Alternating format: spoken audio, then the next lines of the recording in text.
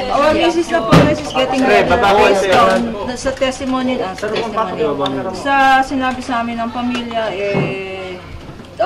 na-verify. Totoo naman na nagkaroon siya ng abdominal pains early morning. At ang doktor mismo, resident doctor doon sa Fort Santo Domingo, ang siyang nagdala mismo sa nearest hospital.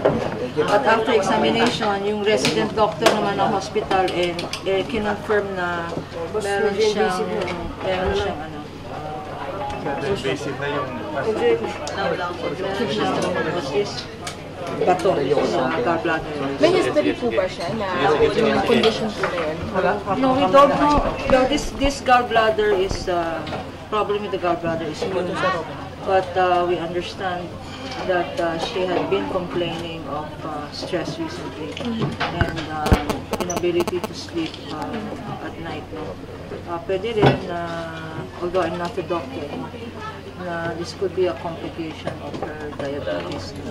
Pero gusto ko lang sagutin yung suggestion or yung insinuation ng mga iba dyan na nagsasabi na meron daw kaming wheelchair defense, no?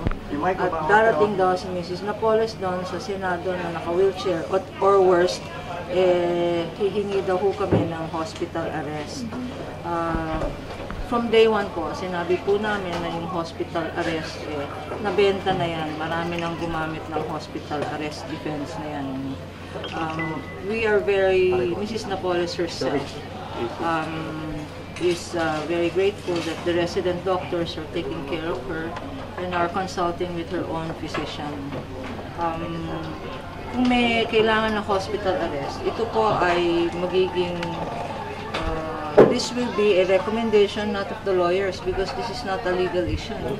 This is an issue that can be determined by, I understand, the doctor assigned sa kanya doon sa Fort Santo Domingo at in consultation with her own physician. At ang sinabi naman ni Senator Gingona, and we respect him a lot, and we respect the proceedings in the Blue Ribbon Committee to verify the true condition of Mrs. Napoles. They will send. Sila po, ang Senado daw magpapadala ng Senate doctor. Ganun po naman ang nangyayari pag sinasabing may health condition. No? At sila na mag-determine kung she is fit enough to come to the Senate. Alalahanin ho natin that there is a travel time involved here. From Fort Santo Domingo to the Senate, medyo matagal na yan. Nakita niyo naman the difficulty she incurred.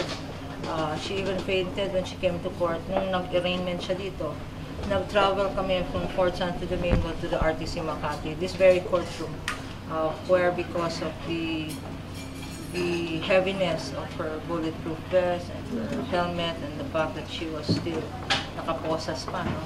At saka yung media na iniipit siya to get a story, talagang hindi conducive.